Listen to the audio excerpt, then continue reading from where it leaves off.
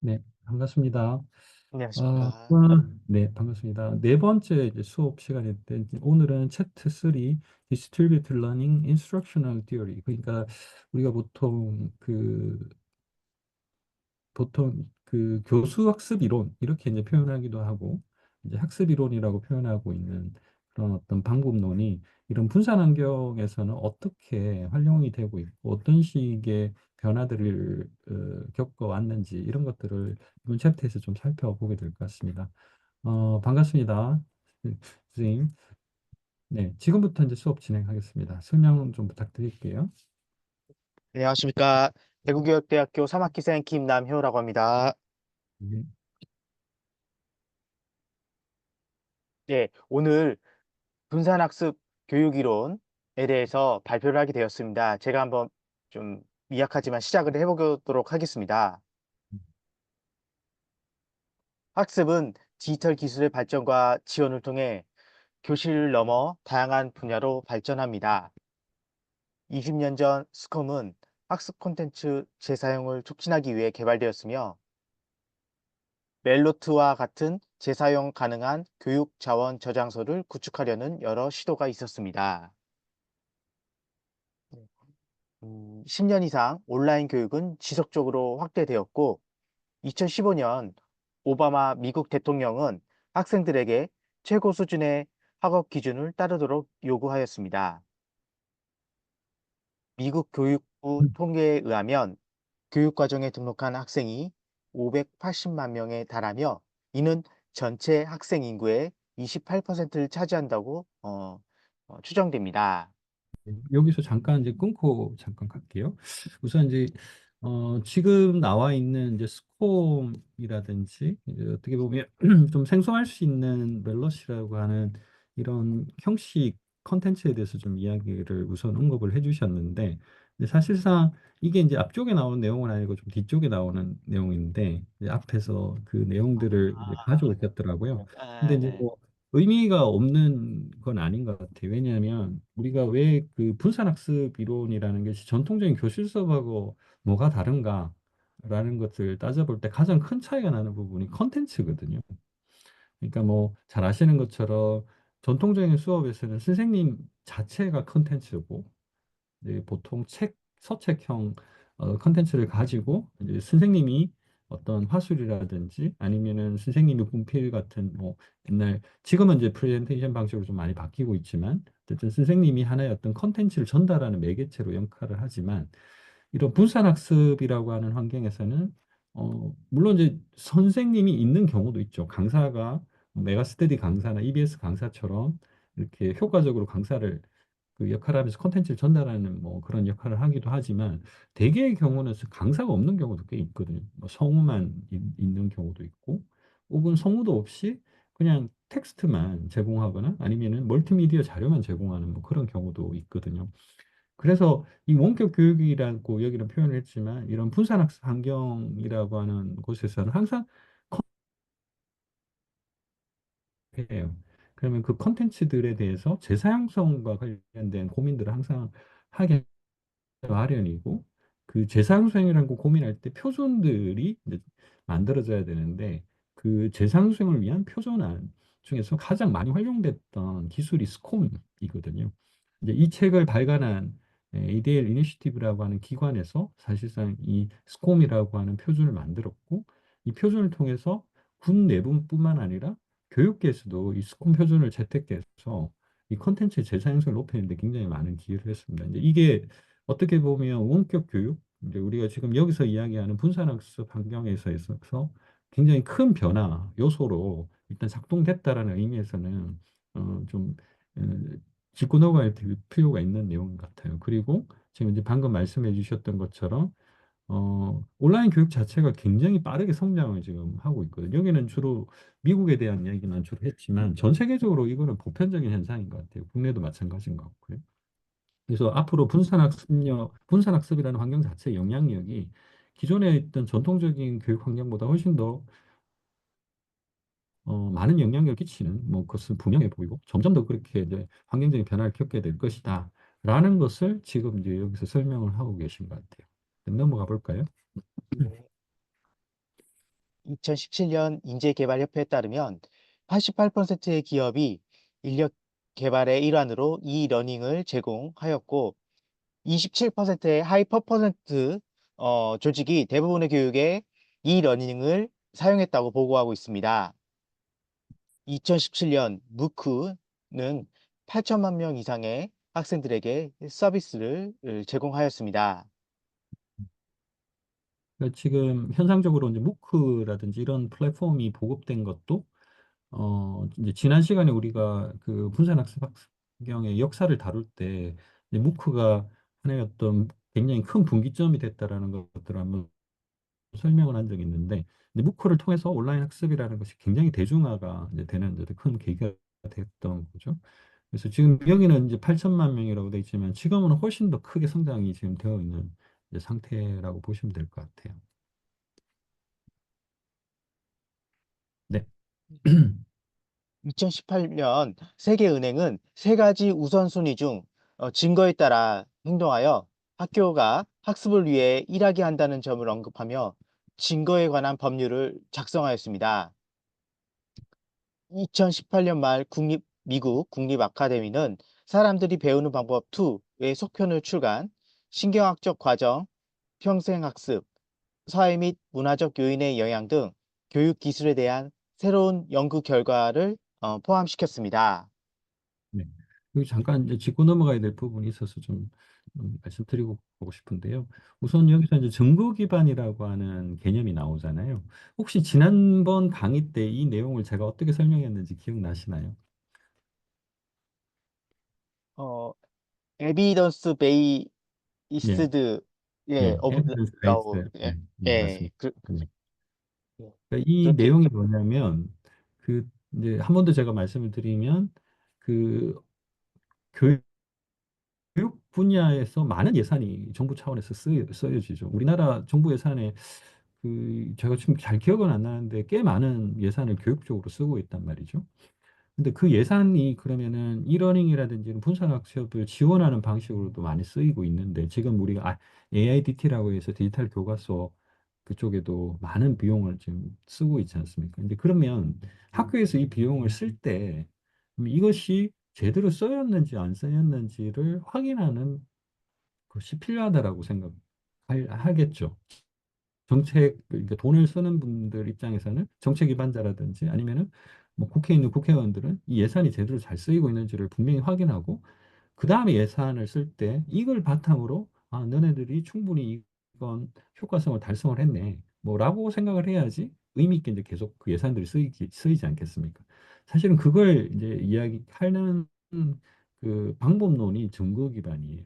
그래서 어떤 디지털 교육을 이제 시행을 했다. 그러면 실제로 이 디지털 교육이 제대로 시행됐는지를 데이터적으로 실제로 증거를 어, 실제로 모아서 그거를 증명하는 방식으로 데이터를 계속 확인하는 뭐 그런 것들을 증거 기반이라고 이야기를 하고 있습니다. 그래서 여기서 보면 실행한다라는 건 이제 이러닝의 어떤 뭐 이러닝이라든지 이런 분산학습과 관련돼 있는 환경을 구축한다거나 이런 것들을 이야기를 하는 거고 이제 그 안에서 수업을 실제로 진행을 해보는 거죠. 그러면서 정보 수집은 여기서 데이터를 이제 계속 게더링 하는 겁니다.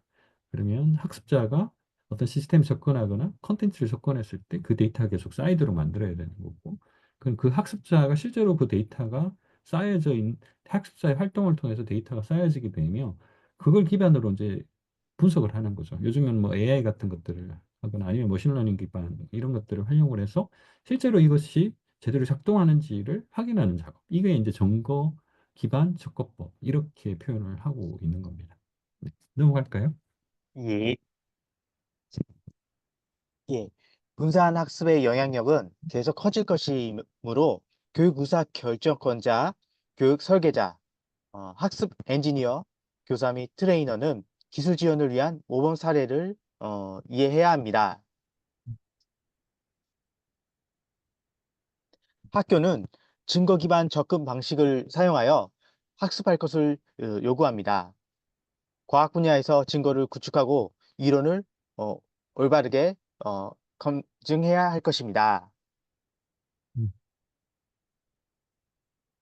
정책 입안자와 관리자로부터 학습과학의 중요성과 앞서 언급한 교육부 및 세계은행과 같은 기관의 연구 프로그램에 대한 인식도 높아지고 실무자들은 개선을 더 요구합니다. 사, 이게 증거 기반이라는 것을 앞에서 제가 잠깐 언급을 해드렸는데, 그럼 이게 학습 이론과 어떻게 연결될 것이냐라는 연결 지점이 이제 좀 필요하겠죠. 근데 이 부분은 당연히 이제 나올 수밖에 없는 것이, 증거 기반이라는 건 결국은 학습의 효과성을 증명한다는 뜻이거든요. 그러니까 내가 어떤 분야에 투자를 했다라고 하는 건 그분만 업무의 효율성이 높아진다는 걸 뜻하는 건데, 교육 분야에서는 그게 학습 효과성하고 이제 연결이 되는 거죠. 그런데 그 단순히 우리가 예산을 이제 활용을 할 때 그냥 무턱대고 이걸 도입하고 실험적으로 계속 하는 것이 아니라, 이걸 도입했을 때 어떻게 활용하는 것이 효율성이 높은지에 대해서 어떤 이론적인 기반을 필요로 한다는 거예요. 그러면 그 이론이라는 것이 뭔가? 그게 바로 우리가 지금 이야기하고 있는 학습 이론이라는 거죠. 그래서 이 과학 이론 구축이 이 증거 기반 방식하고 결합되면서 실제로 이것이 현재 우리가 분산 학습에서 있어 굉장히 큰 영향력을 끼치고 있다는 거죠. 지금 왜 캐캐묵은 학습 이론이라는 것이 왜 다시 대두가 되고 있느냐라는 것은 지금 현재 우리가 증거 기반 접근 방식하고 좀 연계가 있다라고 이해를 하면 될 것 같아요. 네, 넘어갈까요? 예.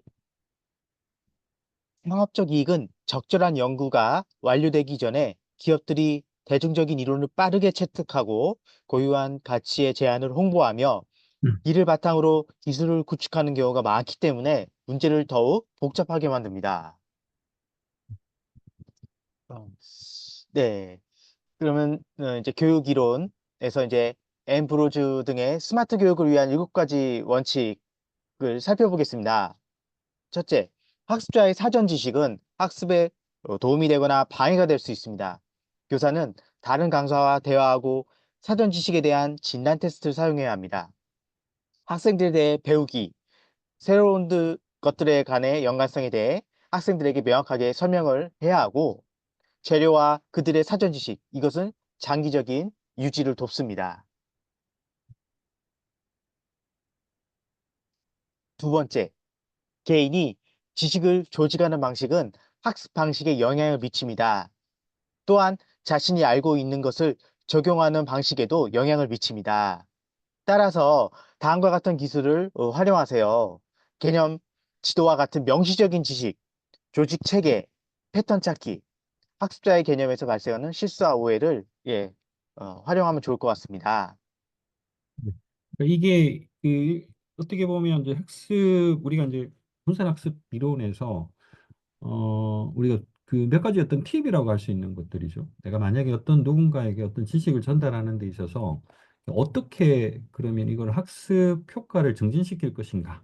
라는 어떤 관점에서 학습 이론이라는 것이 일단 고민이 되는 건데, 이제 여기서 이제 몇 가지 여기 사례들이 나오고 있죠. 지금 이제 말씀해 주신 것처럼 엠브로즈라고 하는 분이 이제 제안한 7가지 원칙, 에 따른 교수법이 있죠. 여기서 이제 7가지 정도의 내용들이 이제 잘 기술이 지금 되어 있는데, 이제 여기에서 지금 이야기하고 있는 핵심적인 내용들은 학생들과 끊임없이 어떤 커뮤니케이션 하면서 상호작용들을 계속 유지를 한다라는 것 같아요. 그러니까 제가 애초에 처음에 이 강의를 어떻게 할까라는 것들을 고민했을 때하고 같은 어떤 고민을 한 건데, 물론 이제 제 강의가 여기 있는 모든 것을 다 적용을 했다라고 할 수는 없지만, 적어도 제가 인터넷이라고 하는 환경에서 컨텐츠를 녹화하고 그 녹화한 것을 그냥 볼 수 있게만 한다는 것 자체는 큰 의미가 없다라고 생각을 했던 겁니다. 왜냐하면 저보다 강의를 잘하시는 분들은 인터넷에 수없이 많거든요. 근데 그분들 그 영상을 보는 것이 훨씬 더 낫다라고 생각을 했는데, 그럼 제가 할 수 있는 건 뭐가 있을까? 이제 여기 엠브로스 교수가 이제 이야기했던 어떤 원칙에 보면, 이제 개인이 지식을 조직하는 방식 자체가 학습 방식에 영향을 미친다고 돼 있거든요. 두 번째 같은 경우에는. 그러면은 이것을 어떤 식이든 그 학습자 스스로가 뭔가 그 오류를 이제 점검하는 기회가 분명히 필요하다고 생각을 했었어요. 그러니까 저는 이 자료를 만들고 이를 지금 저하고 대화를 하면서 발표를 하는 이거 자체의 과정에서, 아마 미처 생각하지 못했거나 잘못 이해하는 것들을 계속 발견해 나가고 있을 거라고 생각이 들어요. 그러면 그것 자체의 과정이 하나의 교육의 과정이 될 거다라고 이제 생각을 한 거죠. 근데 그리고 이제 이것 자체가 하나의 목표가 이제 분명해야 되기 때문에 동기부여라든지 이런 것들도 굉장히 이제 중요한 것 같고, 네, 그리고 이런 그 분산학습 환경이라는 것 자체는 결국엔 디지털 환경이거든요. 그 디지털 환경에서 이 컨텐츠를 만드는 것 자체, 지금 이제 선생님이 과제를 위해서 여러 가지 도구를 지금 막 활용을 하신 것 같아요. 제가 보기에는 확실한 건지는 모르겠지만 일종의 AI 그 다이어그램 만드는 도표도 쓰신 것 같은데 이제 그런 것들을 써볼 수 있는 기회가 또 이제 되신 것 같기도 하고요. 그래서 요약 강의하는 것들은 AI의 어떤 요약 편집하는 뭐 그런 LLM 기능 같은 것들도 활용을 아마 했었을 것 같고 뭐 스크립트를 만든다 그러면은 이제 또 스크립트를 만드는 뭐 그런 기능들도 아마 사용을 했었을 것 같아요. 어쨌든 그런 걸 통해서 스스로 계속 뭔가를 했다는 것 자체가 의미가 있는 거거든요. 사실은 지식을 그대로 전달받는 것 자체는 제일 나중의 일인 것 같아요. 그건 아주 기본적인 것 같고, 스스로 그 안에 참여하느냐, 그리고 그 참여를 하면서 여러 가지 오류를 스스로 발견할 수 있는 기회를 제공하느냐라는 것 자체가 교육에 있어서는 굉장히 중요하다라는 것을 지금 현재 우리가 분산학습을 이야기를 하고 있지만 전통적인 관점에서 그렇고 분산학습에서 특히나 굉장히 중요한 것 같다라는 이야기를 계속 지금 이야기를 하고 있는 것 같습니다. 그래서 여기 보면 상호 작용적 학습 뭐 이렇게 표현을 하잖아요. 인터랙티브 러닝이라고 이제 표현을 이제 여기서도 하고 있고 실제로 그 인터랙티브라는 것을 우리가 어떤 식으로 그 유지할 것인지에 대한 많은 이야기들이 지금 계속 이제 나오고 있죠. 네, 넘어가 볼게요. 예. 세 번째는 학습자의 동기부여는 학습을 결정하고 지시하고 지속시킵니다. 학습자가 가르치는 내용의 가치와 미래에 어떤 도움이 되는지 파악할 수 있도록 도와주세요. 개발, 적절한 수준의 도전 과제를 진정한 과제로 제공합니다. 그리고 게임은 아주 유용합니다. 학습자들의 성공과 실패 이유를 이해하도록 합니다.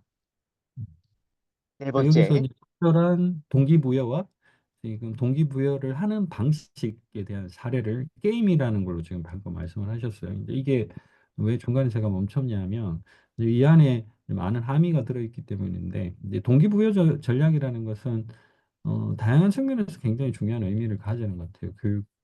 교육에 있어서.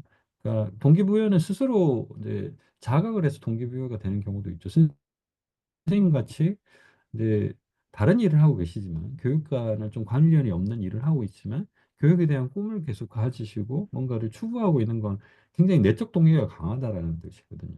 근데 그런데 보통은 이제 그것만 가지고는 뭔가를 충분히 학습하기는 좀 어려워요. 왜냐하면 그 어떤 단계를 더 넘어가고 지향점을 더 높이 가져야지 이제 스스로가 계속 성장하는 것들을 확인할 수 있는데 그거는 또 외적 동기부여들이 많이 작용을 해요. 처음에는 내가 노래를 좋아한다.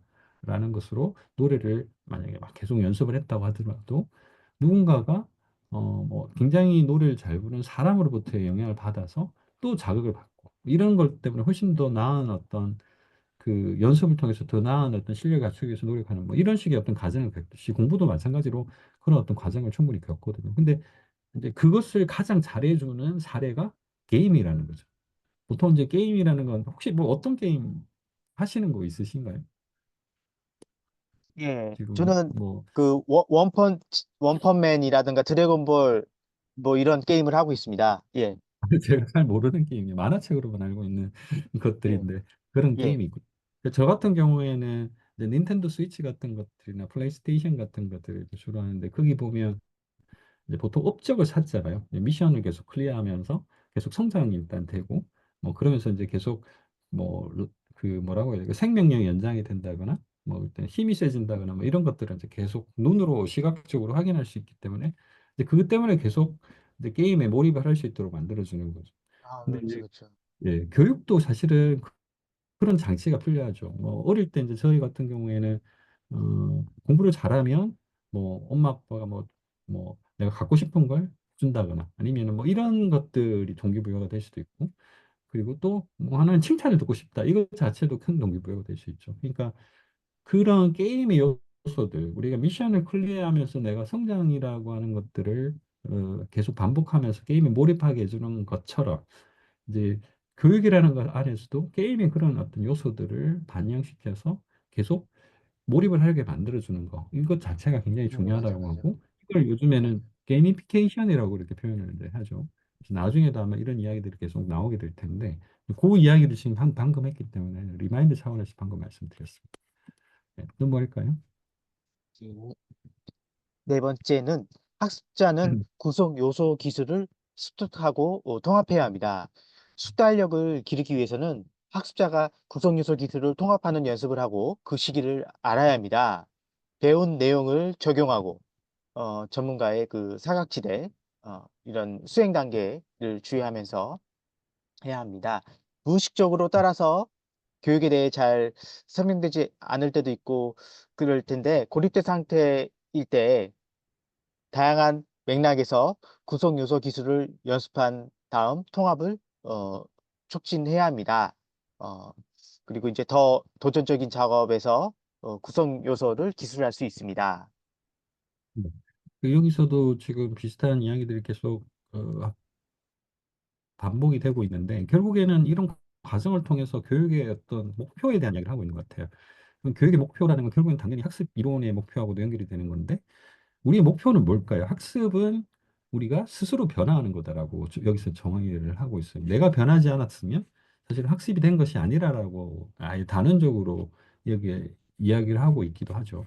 이 책에서도 계속 그걸 중요하게 생각하는 것 같아요. 학습 자체를 하나의 과정으로만 생각을 하지 결과물이 아니라고 보는 거죠. 내가 공부를 했다는 것 자체가 어떤 목표가 될 수 없다라는 겁니다. 결국에는 어떤 학습을 한다, 공부를 한다라는 건 내가 변했다라는 것들을 해야 되는 거라고 생각을 하는 거죠. 그래서 보통은 학습자가 그 변하기 위해서 스스로 뭔가 그 학습의 어떤 과정에 동참을 하지 않으면 그 변화가 이끌어지지 않기 때문에 그 자체를 학습이라고 할 수 없다. 이렇게 이제 이야기를 하고 있는 것 같습니다. 네, 넘어가시죠. 다섯 번째는 목표 지향적 실천과 목표 피드백은 학습을 향상시킵니다. 교육 목표를 지식보다는 역량 측면에서 표현합니다. 어, 이게 그 지식하고 역량이라는 걸 어떻게 그 이해를 하면 될까요? 이제 저는 그 역량이라는 거는 그 음, 내적 동기와 그 자신이 음, 할 수 있는 컨피던스 어, 음. 그리고 이제 스킬 이런 것들이라고 생각합니다. 네. 그러면은 우리가 지식이라는 것이 교육 목표일까요? 아니면 역량이라는 것이 교육 목표가 돼야 될까요? 어, 이제 학습자 동기부여 측면에서는 역량이 내재적인 부분이 더 중요하다고 생각합니다. 사실은 그게 어떤 학습의 성격에 따라서 다를 것 같아요. 예를 들면은 뭐 내가 어떤 공무원 시험을 본다라면 지식 자체가 목표가 될 수도 있죠. 그러니까 시험을 통과하기 위해서 공부를 하는 거니까요. 근데 만약에 내가 어떤 삶의 변화를 위해서 뭔가 학습을 한다라고 하면 이제 그거 자체는 지식보다는 역량 자체가 목표가 되는 거죠. 그리고 역량은 훨씬 더 이제 좀 넓은 범위인 것 같아요. 그러니까 지식, 아까 제가 말씀을 드렸지만 내가 변한다라는 것은 단순히 어떤 그 변한다라는 건 어떤 지식을 습득한다라기보다는 그보다 훨씬 더 큰 의미에서 내가 손과 발, 그리고 내 몸 전체가 바뀐다. 이런 경험을 얻는 거라는 거죠. 그래서 내가 뭔가 하나를 배운다라고 했을 때는 그 자체가 내 삶에 큰 영향을 주는 변화의 요소가 될 수 있다라는 것들. 근데 그걸 구성하는 요소 중에서 하나가 이제 역량이라고 표현을 하는 것 같아요. 보통 그래서 역량을 표현할 때 다양한 어떤 사례들을 보는데 21세기에 필요한 어떤 그 21세기 살아가는데 필요한 역량 같은 것들을 OECD에서 보통 이제 정의를 할 때 포시 뭐 이런 것들을 많이 이야기를 하잖아요. 예를 들면 뭐 creativeness 그러니까 창의성 그리고 critical thinking 뭐 이런 것 비판적 사고 그리고 collaboration, communication 그러니까 우리가 현대 사회를 살아가는 데 있어서 직장 생활을 하게 되면 누구나 중요한 생각하는 것들 다 역량이라고 생각을 하죠. 근데 우리가 잘 아시는 것처럼 우리는 학교에서 이런 걸 배우지도 않고 가르치지도 않아요. 그러니까 이거 자체가 사회생활하는 데 있어서 중요한 스킬이고 역량인데 네, 이런 것들을 실제로 학교에서는 배우지 않아요. 그런 것들을 그럼 어떻게 습득시킬 것인가 지금 현재 그런 측면에서도 지금 그 컴피턴시라는 것이 굉장히 좀 법령적으로 교육부에서 많이 활용이 되고 있는 것 같아요. 맞습니다. 넘어갈까요? 예. 여섯 번째를 알아보겠습니다. 사회적, 정서적, 지적 맥락이 학습에 영향을 미칩니다. 학습자의 현재 발달은 맥락의 영향을 받습니다. 긍정적이고 건설적인 어조, 학습 커뮤니티 내 커뮤니케이션은 종종 학습자의 동기를 향상시킵니다. 이거는 뭐 너무 당연한 것 같아요. 반의 분위기가 어떤 교실의 분위기가 좋으면 사실은 학습 수업의 어떤 긍정적 영향이 굉장히 크죠. 막 이게 막 침울해 있다. 누군가가 뭐 뭔가 좀 안 좋은 일이 있다라고 하면 사실은 학습 집중을 할 수. 제대로 전달될 리가 없기 때문에 그리고 뭐 사회적인 어떤 여건 뭐 예를 들면 우리가 어떤 사회적인 어떤 그 굉장히 큰 어떤 곤란을 겪고 있는 상황에서의 어떤 상황에서의 교육을 받는 거랑 아니면 뭔가 좀 사회적으로 굉장히 뭔가 액티브한 그런 상황에서 교육을 받는 거랑 완전히 이 교육 효과성 측면에서 달라진다라는 거는 뭐 저희들이 굳이 이론적인 이야기를 하진 않더라도 분명히 알 수 있는 내용들이죠. 넘어가 볼게요.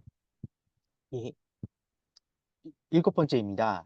학생들은 자신의 학습을 모니터링하고 조정하는 법을 배워야 합니다. 학습자가 자기 모니터링과 같은 메타인지 기술을 개발할 수 있도록 돕습니다. 고정된 관점보다 지능에 대한 관점도 촉진될 수 있으며 다음과 같은 사실이 밝혀졌습니다. 그 메타인지라는 거는 뭐 잘 아시는 것처럼 스스로를 평가하는 거거든요. 그러니까 자기 스스로 계속 평가하면서 내가 뭐가 부족하지? 내가 어떤 것을 더 해야 되지라는 것들을 계속 할 수 있도록 해주는 거. 이제 이런 것들을 가르쳐 줘야 된다고 생각하는 거죠. 그러니까 이거 자체가 메타인지가 잘 안 돼 있으면 사실 스스로가 완벽하다고 생각하거나 아니면은 나는 발전 가능성이 아예 없다라고 생각을 하고 그냥 포기를 해버리고 뭐 예를 들면 아주 똑똑한 친구들 경우에 메타인지 능력이 없으면 스스로 계속 성장하는 것 자체가 멈춰버리는 경우가 꽤 있죠. 근데 알게는 친구들을 내가 처음에는 좀 부족하더라도 스스로 내가 무엇이 부족한지를 계속 자기 스스로를 계속 자극하면서 이해할 수 있기 때문에 이제 빠르게 성장을 할 수 있는 어떤 그런 계기가 되기도 하죠. 이제 이런 것들이 학습에 굉장히 큰 영향을 준다라고 이제 얘기를 하고 있는 것 같아요. 지금까지 이제 지금 말씀해 주신 건 이제 엠브로스 일곱 가지 교수법에 대해서 이제 쭉 설명을 좀 해주셨어요. 이거를 좀 강조한 이유가 따로 있으실까요? 예, 이제 매우 구체적이고, 네, 그리고 빠르게 버텀업 방식으로 좀 실천할 수 있는 그런 기술이라고 생각해서 예, 그래서 한번 좀 이야기해 드렸습니다. 네, 좀 깊게 좀 다뤄보신 거군요. 네, 알겠습니다. 좀 넘어가 볼게요. 앞으로 이야기 많이 남으셨죠? 예, 예, 예, 그렇습니다. 예, 음. 다음은 학습과학 이론은 일반적으로 인지과학의 시대 정신에 따라 발전하였습니다. 초기 교육 이론은 행동주의 모델을 따르며 훈련과 연습, 전술, 보상과 처벌, 피드백, 반복을 강조하였습니다. 인지주의자들은 마음을 이해하고 인지처리의 원리를 학습 내역 설계에 적용하려고 하였습니다. 음, 예. 이제 행동주의하고 인지주의라는 것이 이제 먼저 나오고 이제 좀 이따가 또 구성주의 뭐 이렇게 이제 트렌드가 따라가는데 행동주의라는 건 상보를 중심으로 계속 교육을 위주를 하는 거죠. 뭐 잘하는 친구들한테 상 주고 못하는 친구한테 벌을 줘서 계속 동기부여를 이제 하는 그런 방식이라면 이제 인지주의라는 거는 마음의 어떤 상황까지도 고려를 하는 거죠. 단순히 우리가 뭐 개나 어떤 뭐 고양이 같은 뭐 치실험 같은 그런 방식으로 사람들이 교육을 하는 것이 아니라 그보다 훨씬 더 정교한 어떤 내 알고리즘 같은 것들을 이해한 상태에서 교육하는 것이 훨씬 더 효과적이더라고 접근하는 것이 바로 인지주의인 거죠. 네, 넘어가겠습니다. 그, 그 구성주의자들은 인간이 정보를 습득하기보다는 창조한다고 주장합니다. 네. 세상에 대한 어떤 올바른 이해가 한 사람의 기억에서 전달되는 것은 불가능하다고 주장하고 개인은 참여를 통해 배워야 합니다. 이 이야기의 핵심은 그거 같아요. 우리가 구성주의라는 것을 이제 그 최근 들어서 이제 굉장히 많이 강조를 하고 있는데 이 구성주의라는 건 지식을 스스로 보통은 그러니까 우리가 그동안에 이제 학습된 내용들은 누군가가 지식을 전달하고 가르친다라고 생각을 하는 것이 교육이다라고 이제 얘기를 보통 하죠. 그렇기 때문에 이제 교과서를 만들고 교과서를 선생님이 잘 설명할 수 있도록 교수학습 이론을 개발하는 것이 기존의 어떤 접근 방식이었는데, 근데 그것이 아니라 인간은 지식 자체를 스스로 보통 창조를 하더라라고 하는 것입니다. 그러니까 물론 이제 처음에 레시피 같은 걸 배워서 제가 음식을 만들 수는 있겠지만 결국에는 그 레시피를 따라 하다 보면 자기 스스로 그 레시피를 자기만의 방식으로 발견을 하고 이제 그걸 자기 컨텐츠로 만드는 것까지 이것이 이제 보통은 따라오는 과정들인 거죠. 보통 그래서 음식을 만드는 과정에서도 개인의 어떤 참여 그리고 개인 스스로가 조금 더 나은 방식을 조금씩 찾아가는 그 과정 자체가 훨씬 더 교육에서는 더 큰 의미가 있다고 이제 보는 거죠. 특히나 이제 모든 어떤 그 아트와 관련돼 있는 예술과 관련돼 있는 교육 프로그램들은 다 구성주의라는 것들이 작동을 할 수밖에 없죠. 왜냐하면 내가 아무리 피아노를 잘 가르치는 선생님을 통해서 가르친다 하더라도 학습자가 스스로 노력하지 않으면 사실은 그 피아노를 잘 칠 수가 없는 거죠. 뭐 이건 스포츠나 모든 분야에서도 동일한 것 같고 뭐 우리가 그 기본적으로 지식 활동들이 필요한 여러 가지 뭐 과학 활동이라든지 이런 모든 것들도 그런 것들이 다 필요하죠. 이제 그런 것들을 구성주의라고 보통 얘기를 하는 것 같습니다. 그래서 교육에서 이 구성주의라는 것은 개인의 어떤 참여, 개인의 어떤 적극적인 개입, 그리고 개인의 경험이 결합됐을 때 비로소 그것이 지식이 만들어진다. 그래서 구성주의, 컨스트럭트라는 표현이 여기 들어가는 이유가 지식이 그냥 전달되는 것이 아니라 만들어진다라고 이제 생각하는 입장이기 때문에 그런 표현을까지 쓰는 것 같습니다. 넘어가 볼게요. 예. 이러한 각 패러다임은 다양한 교육 이론의 발전을 촉진하고 경제 이론이 확산되는 것을 보고 데이브 메릴은 이 분야를 평가하고 궁극적으로 조화시키기 시작했습니다. 그 결과물인 교육의 첫 번째 원칙은 큰 영향을 미칩니다. 네. 이제 몇 가지 넘어가. 기본적인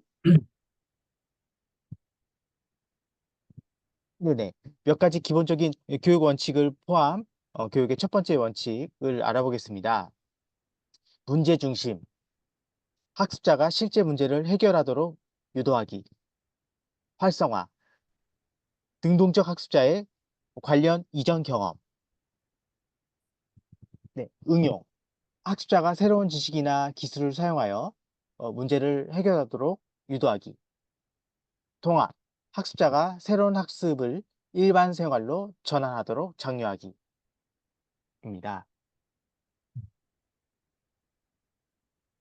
그러니까 지금 앞에서 우리가 그 행동주의, 인지주의, 이제 구성주의의 어떤 변화 흐름에 대해서 간단히 이제 살펴보고 이제 이런 것들이 현대에 있어서 우리가 이런 분산학습 환경, 이론 분산학습이라고 하는 환경에서 적절한 이론 체계들이 계속 어떤 학자들에 의해서 이제 개발이 되어 왔죠. 이제 그 중에 한 분이 여기서 소개된 이제 데이비드 메리라고 하는 분인데 이런 이론들을 통합해서 하나의 어떤 연구 결과물을 냈고 그, 그 내용에 지금 여기 있는 것처럼 첫 번째 원칙이라고 해서 First Principle of Instruction이라고 해서 5가지 내용들을 이제 여기서 이제 이야기를 하고 있습니다. 문제 중심, 그리고 활성화, 시범, 적용, 통합 이렇게 5가지 정의를 하고 있는데 근데 이 부분은 앞에서 저희들이 계속 이야기했던 내용들이 좀 그 정리되어 있는 것 같은 느낌이에요.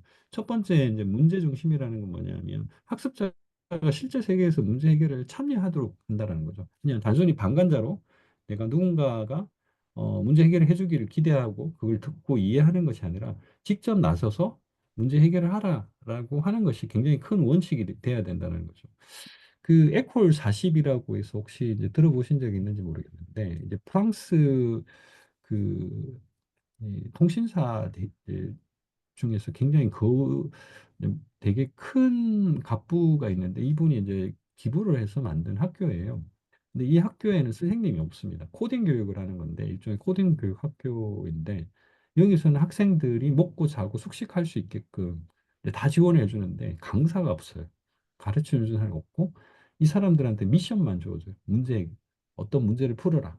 그럼 그 문제를 해결하는 그 과정 자체가 교육 과정이 되거든요. 그러니까 여기서는 책도 없고 그냥 환경만 있어요. 컴퓨터랑 그리고 같이 수업을 듣는 사람들만 있어요. 그렇게 되면 이제 같이 이제 이 문제를 해결하기 위해서 어떤 방식이든 협력을 하고 문제 해결을 하기 위해서 굉장히 많은 노력을 하겠죠. 이것 자체가 너무너무 효과적이었기 때문에 서울 40위도 생겼고 각 나라별로 뉴욕 40위도 생겼고 굉장히 많은 어떤 이런 비슷한 학교들이 생겼어요. 한국에서도 이런 학교가 있거든요. 코딩 교육하는.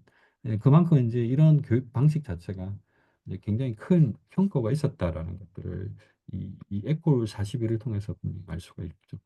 그리고 학습자와 관련된 기존 경험을 활성화한다. 뭐 이런 거는 스스로 기존에 경험했었던 아까 구성주의라고 이제 우리가 이야기했었던 거랑 연결이 좀 되는 건데 내가 어떤 지식을 습득하는 데 있어서 내 경험하고 연결돼 있으면 그게 훨씬 더 빠르게 전달이 되죠. 그게 막 관계가 아예 없으면은 사실은 좀 뭐 그냥 그런가 보다라고 생각을 하겠지만 내가 겪어왔던 어떤 삶의 경험과 내가 전달받는 어떤 내용들이 실제로 연결성이 있다라고 하면 그 아주 우리는 거기에 집중을 할 수밖에 없는 거죠. 만약에 내가 교육학 수업을 듣고 있는데 내가 애를 키우는 사람이야. 그러면은 지금 자식 교육에 이걸 어떻게 적용할지에 대해서 굉장히 큰 관심을 갖게 되는 것처럼 이 활성화라는 것이 굉장히 큰 의미가 있는 거죠. 그리고 시범, 그러니까 단순히 설명하는 게 아니라 우리가 시범을 보인다. 그러니까 지금 선생님이 여기 와서 마치 강사처럼 이제 강의를 하고 계시잖아요. 그러니까 이것도 간접 경험이신 거거든요. 그러니까 이거 자체의 경험이 하나의 교육에 있어서 내가 어떤 역할을 할 것인가를 다시 고민하게 만드는 것일 수도 있고, 직접 설명을 듣는 것이 아니라 직접 참여를 하게 해주는 거, 이런 것들로 이제 설명이 될 수 있는 것들이죠. 그 밖에 뭐 적용이라든지 통합이라든지 이런 것들은 이제 앞에서 이야기했던 것처럼 지식이나 기술을 통해서 문제 해결을 한다. 그리고 일상생활을 통해서 통합을 한다. 이런 거는 이제 계속 이야기되고 있었던 것들이죠. 이것이 이제 데이브 메릴이라고 하는 분이 굉장히 강조했던 다섯 가지 원칙입니다. 네, 넘어가 보겠습니다. 예.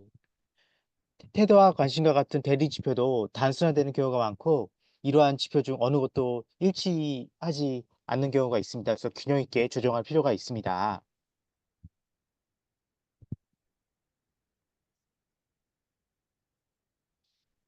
네, 수동적 학습에 대해서 이렇게 나와 있습니다. 그래서 세 가지가 있는데 어, 수동적 학습을 극복하기 위해서는 의미 있는 학습을 해야 되고 그리고 인지 참여를 해야 되고 학습 사고를 촉진을 해야 합니다. 능동적 학습 촉진을 위한 전략과 도전 과제로는 수업 설계, 학생 참여, 평가 방법이 있습니다. 평가 방법은 능동적인 학습을 지원하기 위한 혁신적인 평가 기술입니다. 음, 학생 참여는 학습 과정에서 학습들의 적극적인 참여를 촉진하는 것입니다.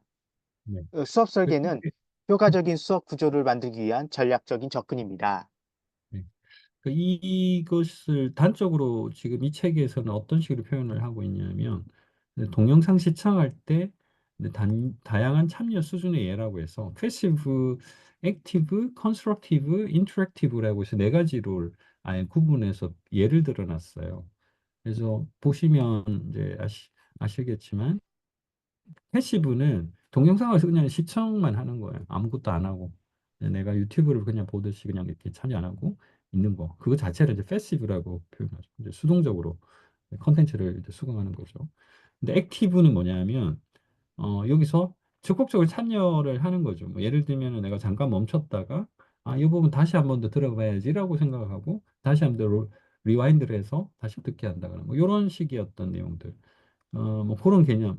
뭐 혹은 뭐 댓글을 달거나 뭐 이런 것들도 어느 정도는 이제 유튜브 같은 데서 활동을 하는 것에는 의미가 있는 부분 같아요. 근데 거기에 constructive라고 표현하는 여기서는 generating이라고 이제 표현을 했는데 이 constructive라는 거는 이제 실제로 이 본 내용 자체를 어, 자기 어떤 경험 그리고 자기의 말로 표현을 해보는 겁니다.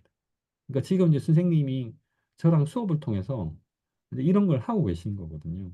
사실은 이 책을 그냥 보고 수동적으로 내가 읽기만 하면 그걸 표현할 수 있는 기회가 사실은 없었는데 이제 저희가 이렇게 수업을 이렇게 같이 만들어서 선생님이 직접 참여를 하면서 선생님의 언어로 선생님이 이해하고 있는 수준의 말로 이 내용을 설명하고 계신 거거든요.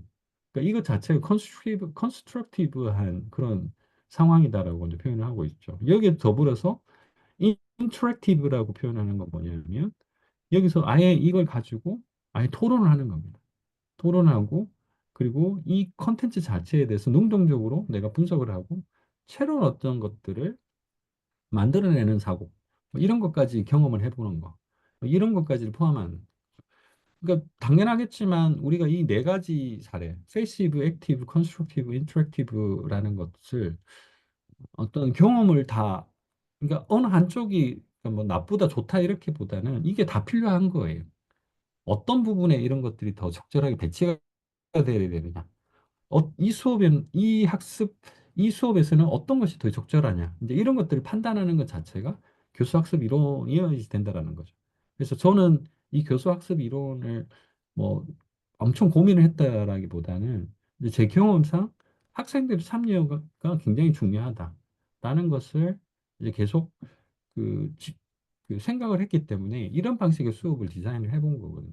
그러니까 이것이 훨씬 더 효과적이다라고 저 나름대로는 판단했다는 거죠. 그러니까 선생님이 나중에 어떤 그 학생들 아니면 뭐 동료 직원들한테 뭔가 교육을 할 때도 이런 식의 어떤 그 창의적인 방식들을 한 번씩 도입하는 것도 어떻게 보면 적용을 하는 측면에서 의미가 있을 것 같다라는 생각이 좀 듭니다. 네, 넘어가 보겠습니다. 네. 네. 이제 어떤 능동적 학습 활동을 설계하고 실행할 것인가라는 고민을 해본다면 역시 참여도가 높은 활동이나 협동 학습 활동 그리고 기술 기반 활동을 생각할 수 있습니다. 기술 기반 활동은 디지털 도구를 사용하여 현대 학습 환경에 좀 적합한 부분입니다. 네, 태블릿도 사용할 수 있고 스마트폰도 이용할 수 있고 그렇습니다. 협동학습 활동은 팀워크와 공동 작업을 통해 학습을 촉진합니다. 어, 참여도가 높은 활동은 학생 참여를 극대화하고 학습 결과를 향상시킵니다. 이와 같이 교수님과 같이 이야기하는 것도 이것도 포함될 것 같습니다. 혹시 그 지금 자녀분 있으신가요? 저는 아직 결혼 안 했습니다. 아직까지는 결혼 안 하셨어서 육아에 대한 경험은 지금 없으시겠네요. 예, 그렇습니다. 네. 그 이제 애들을 가르칠 때 이제 보통 부모들이 고민을 할 때 스마트폰을 줘야 되나 태블릿을 줘야 되나 이런 고민을 많이 하거든요. 그러니까 어, 이제 태블릿이나 스마트폰을 주는 것이 어떤 분들은 훨씬 더 교육에 더 긍정적이다라고 생각하시는 분도 있지만 실제로 또 반대적으로 생각하시는 분도 계시거든요. 지금 뭐 한 예로 스티브 잡스는 자녀들한테 사실은 자기 애플 기기를 거의 준 적이 없다고 하더라고요. 이제 그만큼 그게 교육적으로는 도움이 안 된다라고 스스로 판단을 했던 거죠. 그러니까 뭐 근데 그런 측면에서 보면 우리가 어 적극성 참여 뭐 이런 것들 되게 중요한데 그게 굳이 어떤 전자기기 뭐 이런 어떤 디지털 기기에 의존을 해야 되는 건 아닌 것 같아요. 우리가 어떤 식이든지 물론 이제 분산학습 환경에서 멀리 떨어져 있는 경우에는 단순히 이제 당연히 컴퓨팅의 도움을 받는 것이 좋긴 하겠죠. 근데 굳이 그런 게 아니다. 예를 들어서 뭐 교실에 한 대 모여 있다라고 하면 우리가 그 안에서 스마트폰을 굳이 활용을 해서 뭔가 수업을 할 필요가 있을까? 뭐 이런 저는 생각을 하거든요. 근데 그 어, 외에도 이제 참여도를 높일 수 있는 다양한 어떤 그 방식, 그리고 협력학습을 유도할 수 있는 다양한 어떤 방법들이 분명히 있고, 이제 이것이 전자기기라든지 이제 컴퓨터를 활용하지 않더라도 충분히 가능하다고 하면 이제 이런 것들은 분명히 의미가 있다. 대신 우리가 뭐 코로나 상황이라든지 좀 더 제한적인 그런 상황에서 원격으로 공부를 할 수밖에 없는 저희들 같은 이런 방식에서는 이런 디지털 기기를 이제 활용하는 것이 의미가 있긴 하겠지만 이제 정통적인 그런 교실 수업을 하고 있는 곳에서까지 굳이 뭔가 전자기기에 의존하는 그런 방식으로 가는 것이 큰 의미가 있을까라는 생각을 저는 좀 해봤습니다. 네, 넘어가 볼게요. 네. 능동적 학습의 그 최적화는 이제 교사의 역할과 기존 과제 그리고 수정 전략이 음, 조화를 이루어야 되겠습니다. 음, 네. 통합 학습 접근 방식은 인터랙티브 학습, 협업 학습, 그리고 아까 말씀하신 액티브 학습과 패시브 학습이 있습니다. 음. 예. 음, ICAP 범주는 인지적 몰입의 계층적 수준을 설명하며 수동적 학습은 일반적으로 가장 약한 학습 결과를 초래하고 상호작용적 학습은 종종 가장 강한 학습 결과를 촉진합니다. 네, 넘어가 보겠습니다. 네, 예. 통합 학습 경로입니다. 그래서 새로운 지식, 사전 지식, 적극적인 통합이 되어야지만 효과적인 학습이 될 수 있습니다. 좀 양이 많아서 좀 저도 좀 빠르게 넘어갈 부분은 넘어가 보겠습니다. 네, 예, 이제 학습 향상 주기는 그래서 예를 들면은 지식이 전이되고 추론이 촉진되고 전략이 개발되고 더 깊은 학습이 촉진되는 이런 주기가 있습니다. 예. 어, 엠브로즈 등은 학습자의 학습의 세 가지 중요한 구성 요소를 세 가지 정도 강조했는데요. 첫 번째, 학습은 산물이 아니라 과정입니다. 두 번째, 학습에는 지식, 신념, 행동 또는 태도는 시간이 지남에 따라 어, 펼쳐져야 합니다. 예. 그리고 세 번째는 학습은 다른 사람에게 하는 것이 아니라 오히려 하는 것입니다. 학습자는 스스로 해야 합니다. 그러니까 이게 지금 계속 같은 내용들이 계속 반복이 되고 있어 제가 그냥 말씀하시는 대로 그냥 듣는데 그러니까 이게 분산학습 환경이라 하더라도 우리가 그 개인의 어떤 경험을 증폭시키는 어떤 방식의 교육들이 이루어지지 않으면 실질적인 효과가 이제 나지 않는다. 아까 이야기했던 ICAP이라고 하는 프레임워크 기반에서도 동일한 이야기를 했죠. 그 패시브보다는 인터랙티브한 방식이 훨씬 더 효과적이다라고 이제 이야기를 하고 있고 이게 이제 실제로 경험적으로 아니면 과학적으로도 증명이 돼 있다라는 것이죠. 이제 결국에는 이 학습자가 얼마나 참여를 하느냐 이제 이것이 결국에는 교육 효과성을 높이는 굉장히 큰 영향을 준다라는 것을 계속 지속적으로 다른 학습 이론을 통해서 계속 증명을 하고 있고 그것이 이제 증명된 결과가 여기서 계속 설명이 되고 있는 상황입니다. 네, 넘어가겠습니다. 네. 학습의 여정은 어, 지속적인 발전 그리고 자기 주도적 학습 과정으로서의 학습으로 다시 좀 표현해 볼 수 있습니다. 예. 그러면은 분산 학습 이론을 어떻게 활용할 것인가? 네. 그래서 어, 이론을 직접 조작할 수 없어서 실질적인 적용이 제한이 될 수 있지만 또 이론을 어, 지원적으로 활용해서 학습 결과를 또 개선할 수도 있습니다. 네. 학습 이론의 차원을 보면 이제 인지 과정, 동기부여, 자기 조절, 효과적인 전략으로 나눠볼 수가 있습니다. 자기 조절 학습의 구성 요소는 학습자의 주도성과 그리고 내재적인 동기부여가 있습니다. 네. 자기 조절 학습 과정은 어, 계획, 실행, 반성으로 되어 있는데 학습 목표와 전략을 설정하는 계획, 그리고 계획된 학습 활동을 수행하고 그리고 마지막으로 이 과정이 다 끝나면 수행 평가 및 통찰력을 얻기 위해서 이제 되돌아보는 그 과정을 가질 수 있습니다.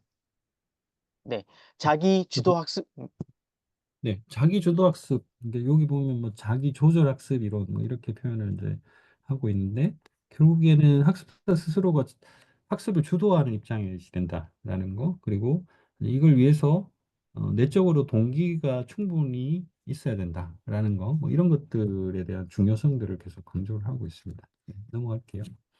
네, 음. 자기 주도 학습에 기여하는 요소로는 문제인식, 인지 전략 이해, 메타 인지 지식, 모니터링 기술이 있습니다.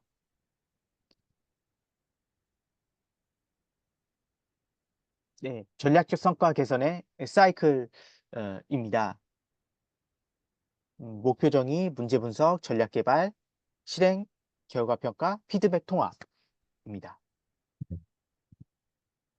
문제 해결 과정은 문제를 정의하고 리소스를 식별하고 그리고 문제를 이해하는 것입니다. 문제를 명확하게 이해하고 이것을 이제 초기 단계라고 할 수 있고 그리고 두 번째로는 문제 해결에 사용할 수 있는 도구 및 자산 결정을 리소스 식별이라고 하고 마지막으로 문제 뉘앙스를 파악하기 위한 심층 분석 수행, 문제 이해입니다. 자기 목표 조절 설정, 학습에서 문제 학습과 관련돼 있는 부분에 대한 이야기를 지금 하고 있는 것입니다. 네, 넘어가 보겠습니다. 예. 목표 설정 및 계획 단계에는 타겟을 설정하고 그리고 도구를 선택한 다음에 그 다음에 전략을 선택합니다. 학습 과정 퍼널입니다. 그래서 전략을 선택을 하면 그 다음에 전략을 실행하고 그 다음에 과제를 수행한 다음에 성공적인 학습 참여를 할 수 있습니다. 네. 학습 과정에서 평가 및 적응은 학습 행동 평가, 결과 분석, 목표 수정, 계획 수정이 있습니다. 고전적인 교육 이론은 학습자 콘텐츠, 학습자 교사 또는 학습자의 상호작용을 강조합니다.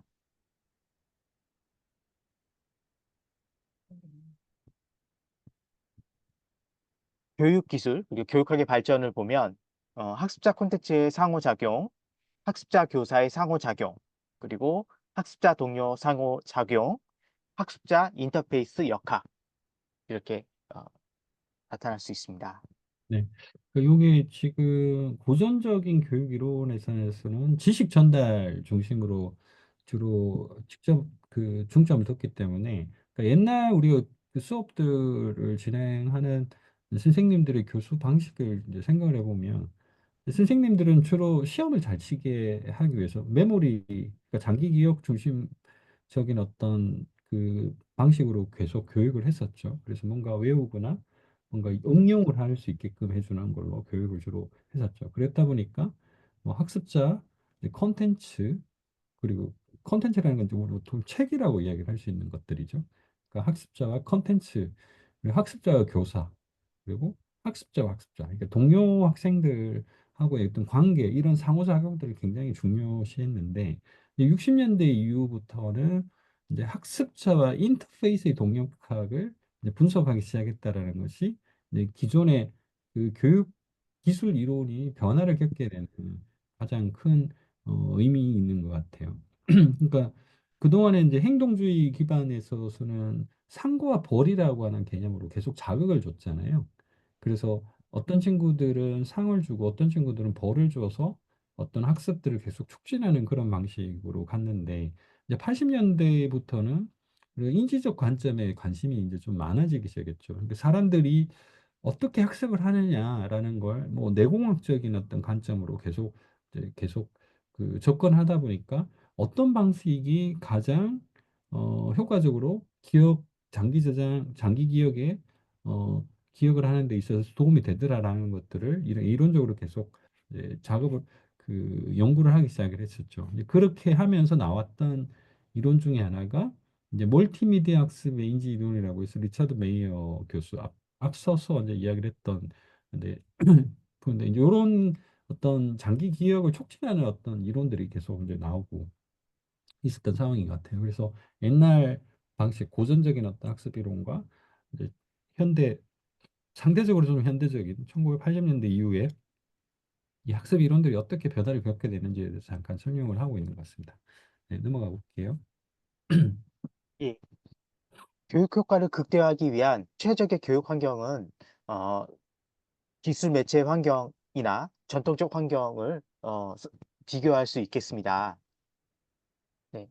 미디어 속성과 개인차의 상호작용을 보면 어, 인지 이론의 부상, 개인 학습 스타일, 학습 효과성, 교육 기술 발전을 나눌 수가 있습니다. 멀티미디어 학습에 대한 인식이 증가하고 있고요. 리처드 메이어 교수님, 그리고 멀티미디어 학습 이론이 대표적인 예입니다. 음, 통합학습 표현을 보면 첫 번째 내레이션, 두 번째 시각적인 이미지, 세 번째 텍스트 설명을 통해서 효과적인 학습 경험을 할 수가 있습니다.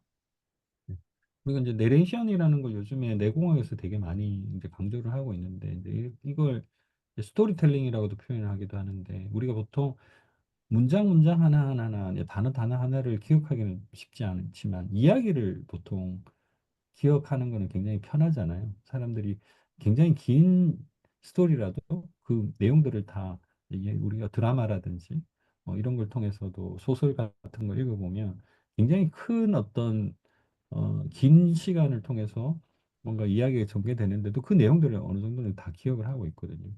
근데 왜 단어나 문장보다는 왜 이야기에 우리 사람들이 더 많은 집중을 하고, 그거는 인류 이 하는 그 이제 왜 이야기에 집중해서 기억을 하느냐라는 건 일종의 우리 진화 과정에서 설명을 하고 있더라고요. 그래서 뭐 그까지 지금 이야기는 좀 힘들지만, 여기서 이제 내레이션을 강조하는 건 교육을 할 때 교육 그 어떤 지식을 필요하다라는 겁니다. 스토리텔링이 필요하고, 그 스토리텔링에 엮어서 이야기 내용들을 전달하는 것이 훨씬 더 교육 효과적이다라는 것이 이제 내공학 쪽에서도 굉장히 그 증명된 사례들인 것 같아요. 보통 스타크래프트라든지 옛날 저희 때만 하더라도 이제 그런 그 많이 했던 게임들이고, 요즘엔 뭐 롤 같은 것들 애들이 많이 하잖아요. 그러면 롤에 나오는 굉장히 어려운 어떤 문장, 단어, 뭐 이야기, 그 안에 들어있는 캐릭터들 뭐 이런 것들을 애들이 머릿속에 다 기억을 하고 있는 것이 내레이션이 있기 때문이라고 이제 이해를 하는 거죠. 네, 그런 측면에서 이런 어떤 그 통학습이라고 하는 관점에서의 어떤 교육 이론들이 자연스럽게 이런 뇌처리 방식하고 연결되어서 시각적으로 전달하거나, 그리고 텍스트에 대한 설명, 내레이션 이런 거 결합을 잘하는 것 자체가 멀티미디어 콘텐츠를 만드는 의미 있는 어떤 접근 방식이다라고 이제 얘기를 하고 있는 것 같습니다. 네, 넘어갈게요. 메이어의 인지 이론을 좀 알아보면 어, 작업 기록 그리고 인지 능력을 들 수 있습니다. 인지적 정보 처리 및 학습은 새로운 정보를 식별하고 그리고 청각 프로세서를 활성화하고 그 다음에 시각 프로세서를 활성화 그리고 인지적인 참여를 하고 새로운 지식 구조를 생성합니다. 네. 결국에 이게 이제 우리가 멀티미디어를 활용하는 것이 훨씬 더 효과적이다라는 것들을 이제 이론적으로 설명을 하고 있는 거죠. 효과적인 멀티미디어 학습 달성으로는 사전 지식을 평가하고 그리고 경험을 분석하고 역량을 평가하고 그리고 멀티미디어 자료를 조정합니다. 이런 거는 이제 우리가 보통 멀티미디어 콘텐츠 만들 때 기본적으로 이런 기법들을 많이 이제 사용을 하고 있습니다. 개요를 설명하거나, 그리고 본인의 참여를 유도하기 위해서 뭔가 스스로 그 뭔가 그 기억을 유도하는 뭐 그런 식의 어떤 장치들을 보통 분산학습 환경에서 많이 활용하는 이유도 이제 이런 거죠. 학습 효율성을 향상을 보면 이제 그 시각적인 정보하고 인지 처리, 청각적인 정보, 네, 이런 것들을 좀 잘 이용을 해야 하겠습니다. 음.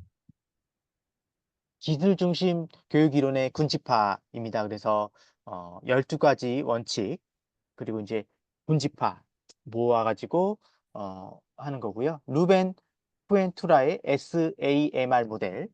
그래서 이제 대처 단계, 네. 네, 증강 단계, 수정 단계, 재정의 단계가 있습니다.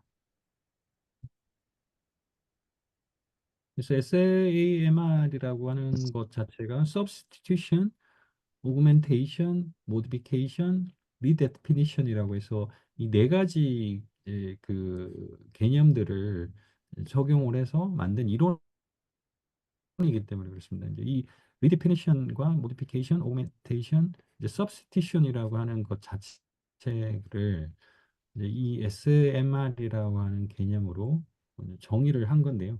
그래서 뒤에 설명이 있는지 잘 모르겠는데 요거는 좀 한번 이야기를 하면서 다시 보완 설명을 하겠습니다. 어, 교육 기술의 적용의 도전 과제로는 이제 고정 시간, 학습 콘텐츠, 강사의 역할, 교실 설정, 전통적인 교육 환경이 있습니다. SAMR 모델은 교수 및 학습에서 기술 사용의 수준을 정의합니다. 네, 교육에서 기술 사용의 향상인데요. 기술 대체, 그리고 기술 보강, 기술 변형, 기술 재정의가 있습니다. 그리고 어, 이제 교육에서 기술 사용의 변환 수준을 어, 비교하면 대체 수준과 재정의 수준을 비교할 수 있습니다. 그래서 재정의 수준에서는 새로운 작업 기능을 하게 할 수 있습니다. 네, 그리고 대체 수준에서는 기존의 작업을 수행할 수 있다고 볼 수 있습니다. 네, 미래학습 경로입니다. 네, 여기서 기술, 잠깐 네, SMAMR을 잠깐 좀 조금 정의를 하고 갈게요. 왜냐하면 이제 이거 자체가 앞으로 나오진 않지만 이제 이거 자체가 현대의 어떤 교육학습 이론의 경향성들을 어느 정도는 좀 표현하고 있기 때문에 그런데요. 우선은 이제 substitution이라는 건 대체라고 하는 개념이잖아요. 근데 substitution은 예를 들면 예전에는 강사가 선생님이 이제 칠판에 글씨를 썼다라면 지금은 이제 파워포인트를 통해서 이제 슬라이드 방식으로 교육하는 거, 이런 것들을 이제 전환이 된 거잖아요. 그래서 이런 방식의 어떤 전환적인 어떤 도구적인 차원에서 전환을 했다라는 측면에서 substitution이라고 표현을 하는 것 같습니다. 그러니까 이런 식으로 이제는 이제 멀티미디어 환경들이 전환 바뀌면서 뭐 이것이 이제 영상이 될 수도 있고 어떤 경우는 나중에 AR, VR 같은 뭐 입체적인 어떤 그런 환경에서의 컨텐츠 자료로도 바뀌게 되는 거죠. 이게 이제 일종의 substitution이라고 표현을 하는 거고 이제 재정의 이제 여기서 redefinition이라고 표현하는 것들은 예전에는 상상하기가 좀 어려웠던 것들을 지금 이제 기술로 구현이 가능한 것들 이런 것들 이야기를 하는 것 같아요. 뭐 우리가 AR, VR 같은 어떤 안경을 쓰고 예전에는 직접 내가 뭐 분화구에 직접 가서 하산이라는 걸 볼 수는 없었지만 이제 멀티미디어 어떤 자료를 가지고 실제로 경험하듯이 그것들을 경험할 수가 있게 되는 뭐 이런 것들이 일종의 이제 리데피니션이라고 표현을 하는 것 같아요. 그리고 여기서 이제 또 모디피케이션이라는 것들은 그, 이, 그 기술 자체가 우리가 이 과정을 수행하는 방식 자체를 아예 변화를 시키죠. 그러니까 지금 우리가 줌을 통해서 이렇게 수업하는 것 자체도 우리 모디피케이션이 된 거잖아요. 우리는 예전에 만났어야지 되는 거고, 같은 시간과 공간 안에 있어야지 교육이 가능했는데, 이제는 그게 시간과 공간에 대한 제약들이 굉장히 줄어들었죠. 이제 이거 자체가 일종의 모디피케이션이라고 이제 얘기를 하는 거고, 여기 이제 오그멘테이션이라고 하는 것들은 증강을 한다는 것이잖아요. 그러니까 우리가 단순히 내가 교실 수업에서 뭔가 이렇게 전달하는 것보다 훨씬 더 강화된 어떤 방식의 전달 매체들이 생기기 시작했다라는 거죠. 그래서 예전보다는 훨씬 더 뭔가 멀티미디어적인 요소를 쓰며 음악이라든지 효과음 같은 것들을 써서 예전에는 전달하지 못했던 것들을 훨씬 더 피부에 절감할 수 있을 정도로 전달할 수 있게 됐다. 그러니까 뭐 요즘에 의료교육 같은 경우 대학에 가면 3D 많이 쓰더라고요. 예전에는 해부학을 통해서 뭐 심장이라든지 이런 것들을 관찰할 수 있고 뭐 이렇게 되는 물론 이제 그것 자체도 의미 있는 거지 뭐 워낙 비용이 많이 들고 제한적이잖아요. 시공간적으로. 근데 요즘에는 아예 심장 자체를 3D 로 모델링을 아예 해서 아예 학생들이 그냥 3D 안경을 쓴 상태에서 입체적으로 이걸 돌려보고 어떻게 구조화돼 있고 그걸 해부해 보면 그 안에 어떻게 신경 구조가 연결돼 있고 핏줄이 연결되고 한번에 다 볼 수가 있게 되는 거죠. 이것 자체도 일종의 오그멘테이션이라고 이제 표현을 할 수 있는 거죠. 이걸 이제 묶어서 SAMR 모델이라고 이제 표현을 하는 것 같습니다. 교수 학습 모델에서 이게 교수 학습 사이의 기술이 어떻게 연결시켜 줄 것인가, 어떻게 연결될 것인가라는 것들을 정리한 그런 이론 모델이라고 보시면 될 것 같아요. 네, 넘어갈게요. 예. 미래 학습 경로는 기술 발전, 교수 설계, 학습 이론입니다. 학습 향상된 교육 결과를 나타낼 것입니다. 기술 혁신이 이끄는 미래교육의 새로운 패러다임으로는 평생학습, 사회적 맥락, 개인학습이 있습니다. 평생학습은 기술 지원 학습이 모든 생애 주기에 걸쳐 지속적인 교육을 가능하게 합니다. 사회적 맥락은 기술이 사회적 상호작용과 협업 학습을 촉진하는 역할입니다. 개인 학습은 기술을 활용하여 개인이 필요와 선호에 맞춤형 학습 경험입니다. 혼자 학습에 있어서 핵심 그 단어 세 개를 꼽자면 저도 이렇게 뽑고 싶어요. 평생학습, 개인학습, 이제 사회학습 이렇게 이제 표현하고 싶은데 이제 우리가 기술의 변화에 따라서 이제 이것들이 굉장히 강조가 많이 지금 되고 있고 앞으로도 요거는 별도의 챕터에서 따로 다루게 될 건데요. 이제 평생학습이라는 건 우리가 교실 안에서 보통 초중고 대학교라고 하는 그 정해져 있는 룰 안에서 교육을 받는 것이 아니라 내가 평생 교육을 받는다라는 입장에서 교육을 바라보게 되면 이제 그거 자체가 교육을 시키는 방식부터 그리고 교육을 시키는 어떤 그 전달하는 여러 가지 방식들이 바뀔 수밖에 없거든요. 그러니까 어느 순간에 내가 중간고사, 기말고사를 타겟팅을 해서 시험을 보는 것과 평생에 걸쳐서 뭔가를 배워야 된다라고 했을 때 어떤 학습의 방식은 당연히 달라질 수밖에 없는 거죠. 그런 차원에서 평생학습이라는 것이 굉장히 강조가 되고 있고 평생학습이라는 걸 강조하다 보니까 역량 기반이라는 것들이 또 나오기 시작하고 그렇습니다. 또 개인 학습은 결국에는 학습, 학습자들이 구성주의 이론에 따르면 아까도 말씀했지만 개인적인 경험이 굉장히 크게 작용을 하거든요. 근데 이제 개인적인 경험들이 쌓이는 상태에서 어떤 지식을 전달받을 때 자신만의 사고 방식으로 지식을 구성한다라고 해서 구성주의라고 표현한 거잖아요. 그러면 결국에는 이런 것들이 컴퓨터 환경들이 훨씬 더 좋아지게 되면 이제 개인 학습을 할 수 있는 그런 환경들이 훨씬 더 나아질 거다. 우리가 보통 AI를 통해서 개인 학습들이 가능하게 된 것도 이제 그런 기술적인 진화들을 통해서 가능해진 거죠. 그 안에서도 놓치지 말아야 될 건 결국에는 사회적 맥락들이 유가진 상태에서 상호작용이라는 거, 아까 제가 에꼴 40이라고 했듯이 협력학습 뭐 이런 것들이 그냥 혼자서 공부하는 것이 아니라 여러 사람들이 모여서 같이 협력적으로 같은 목표를 향해서 공부를 한다. 이런 것들이 굉장히 중요한 시대가 되어가고 있다. 이런 측면에서 미래 교수 기술 학습 이론들이 계속 발전이 되어가고 있다. 이렇게 이해를 하시면 될 것 같아요. 네. 현재 학습 모델을 개선하고 변화시키는 방법으로는 점진적인 개선, 그리고 혁신적인 변화가 있습니다. 그래서 기존의 정통적 접근 방식을 미세 조정하여 점진적으로 발전을 하거나, 네, 현재 학습 모델을 재구성하는 혁신적인 전략을 채택하는 것입니다. 네. 어, 학습 이론의 한 가지 과제는 공교육 학습 체계에서는 개선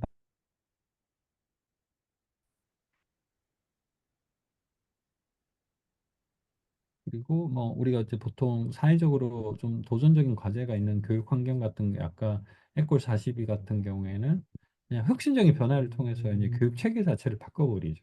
이제 이런 식에서 이야기들이 뭐가 좋다, 뭐가 옳다 이런 것이 아니라 어떤 분야 그리고 그 처해져 있는 환경에 따라서 이렇게도 쓰고 저렇게도 쓰는 뭐 그런 것 같아요.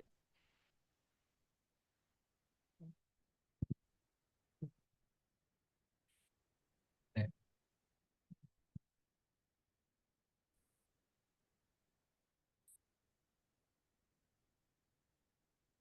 예, 그럼 계속 해보겠습니다. 예. 학습 이론의 한 가지 과제는 학습 이론이 수업의 설계, 전달 및 평가에만 집중하는 경향이 있다는 것이 책의 서두에는 월컷과 샤츠는 미래 학습 생태계를 위해 고려해야 할 여섯 가지 요소, 즉 기술, 인프라, 설계, 약속, 거버넌스, 정책, 인적 인프라에 대해 설명을 하고 있습니다. 네, 통신이 잠깐 끊기는 것 같은데 양해 부탁드리겠습니다. 예. 네. 어, 효과적인 학습 경험을 위한 설계와 지원 전략으로는 네, 학습자 지원, 평가 기술, 컨텐츠 설계, 전달 방법이 있습니다. 네, 이러닝 프레임워크의 8차원입니다. 그래서 평가, 리소스 지원, 인터페이스 설계, 윤리, 교육, 기술, 경영, 기관이 있습니다. 네, 중등교육에서 이러닝 장애물을 탐색을 하면 소프트웨어 차원, 그리고 기술 차원, 제도적 차원, 개인 차원, 문화적 차원을 둘 수가 있습니다. 프리드 등의 모델에는 소프트웨어, 기술, 제도, 개인 및 문화적 차원이 포함되어 있다는 내용을 그림으로 나타내 보았습니다. 예. 파리드 모델의 통합적 접근을 위한 다차원적 요소들입니다. 문화적 요소, 개인적 요소, 제도적 요소, 기술적 요소, 소프트웨어 구성 요소입니다.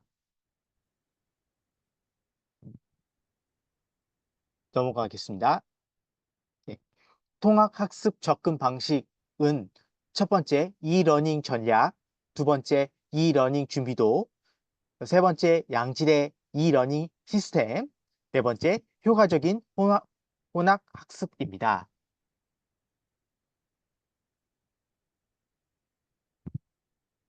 네.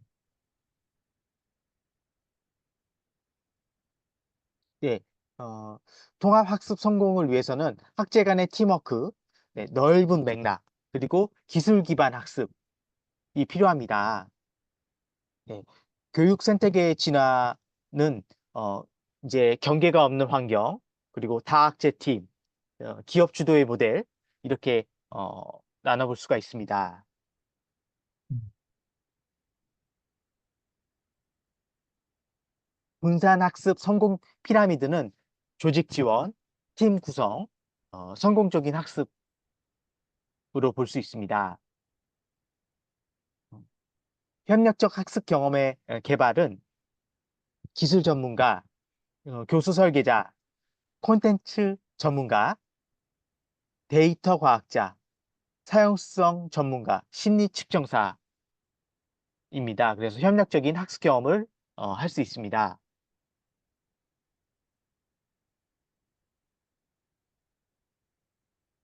효과적인 학습 조직을 어떻게 구축할 것인가? 네, 기술 통합, 그리고 커뮤니티 구축, 그리고 리더십 개발입니다. 기술 통합은 기술을 사용하여 상호작용과 조정을 촉진하여 현대화된 학습 환경을 만듭니다. 커뮤니티 구축은 강력한 관계를 통해 협력과 지원을 강화하는 커뮤니티를 조성합니다. 리더십 개발은 리더십 기술을 향상시켜 조직 내에서 방향과 영감을 제공합니다.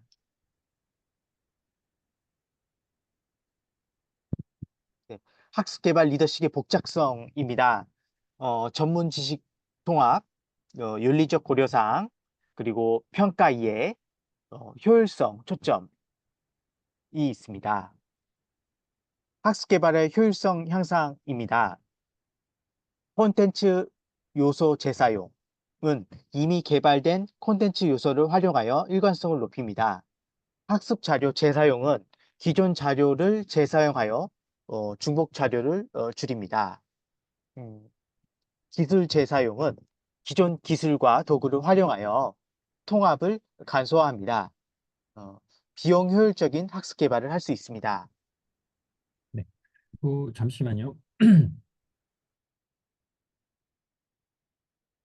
내용들을 그 앞에서 중요한 다 한번 정리가 된 거. 방법적인 면에서 좀더 효과 높이기 위한 전략적인 여러 가지 이야기들을 좀 지금 하고 있는 상황인데 이 내용들은 어, 그 책에 있는 내용들을 다른 분들이 한 번씩 읽어보는 것으로도 충분할 것 같습니다. 일단은 오늘 수업은 이 정도로 마무리를 하게 될 것 같은데요. 우선 이제 어, 학습 이론이라는 것이 분산 환경이 이제 환경 자체가 달라지면서 이제 새로운 이론들이 계속 나오고 있고 단순히 예전에는 행동주의 그리고 인지주의, 구성주의라고 하는 큰 그림상의 학습 이론들이 주로 다뤄졌다면 지금은 이제 굉장히 전략적인 측면에서 이제 다양한 멀티미디어 환경들에 적합한 교수 학습 이론들이 새롭게 지금 이제 나오고 있고 이제 그 안에서 강조하는 지점들이 이제 학습자의 어떤 참여 뭐 이런 것들을 주로 많이 강조를 하고 있다라는 것들이 이제 여기서 중요하게 봐야 될 부분 같아요. 그래서 전체적으로는 아까 말씀드렸던 분산학습 환경이 바뀌어지면서 평생학습, 개인학습, 개인 맞춤형 학습, 그리고 사회적 맥락 학습 뭐 이런 것들이 중요시 되고 있고 이런 것들을 다시 강조하는 개념의 여러 가지 이- 이론들이 계속 나오고 있다. 그리고 그것이 기술과 결합됐을 때 효과성을 높이기 위한 여러 다양한 전략들이 뒤쪽에 쭉 다뤄지고 있는데 이 안에서는 그 전략적인 관점에서의 조직이라든지 리더십이라든지 뭐 이런 것들에 대한 이야기들이 또 다시 이제 나오고 있는 것 같아요. 이제 다학제라는 표현이 잠깐 나오는데 이제 그 표현 자체가 저는 굉장히 중요하다고 생각해요. 이제 통섭이라고 보통 우리가 이야기하는 뭐 그런 관점에서 이걸 이해를 해도 될 것 같은데 예전에 우리가 자연계 학생 뭐 아니면은 인문계 학생들이 나눠서 아예 나눠서 수업을 늘 진행을 했는데 사실은 이 두 개의 지식들이 상호 결합을 했을 때 훨씬 더 창의적인 어떤 결과를 나오는 것처럼 이게 여러 개의 어떤 그 어느 하나의 어떤 관점의 수업이 진행이 될 때 여러 전문가들이 모여서 같이 수업을 설계를 하고 컨텐츠를 만들게 되면 훨씬 더 효과가 커진다라는 것들을 이제 지금 멀티미디어 환경 그리고 이런 분산 환경 학습에서는 훨씬 더 중요해진다 이런 것들을 계속 강조를 하고 있는 것 같아요. 그런 측면에서 다학제라고 하는 개념들도 여기서 좀 이야기를 하고 있는 것 같습니다. 어떠셨어요? 오늘 그 잠깐 수업을 저희들이 꽤 오랫동안 진행을 했는데 좀 느끼신 바가 어떤지 이런 수업 자체가 의미가 있었는지 잠깐 좀 소감을 듣고 마무리하는 걸로 할까요? 네, 제가 이번 과제에서 좀 아까 새로운 그 경험을 했던 게 뭐냐면 영어 원서를 딱 받았을 때 이거를 어떻게 내가 정리하고 그리고 이제 해석하고 어떻게 자료를 만들까 이 과정이 하나하나가 신기했습니다. 예, 처음이 있었던 일이었습니다. 그리고 음, 어, 요약을 하고 영어로 발표를 해볼까? 안 되겠다. 한글이 필요하다. 예.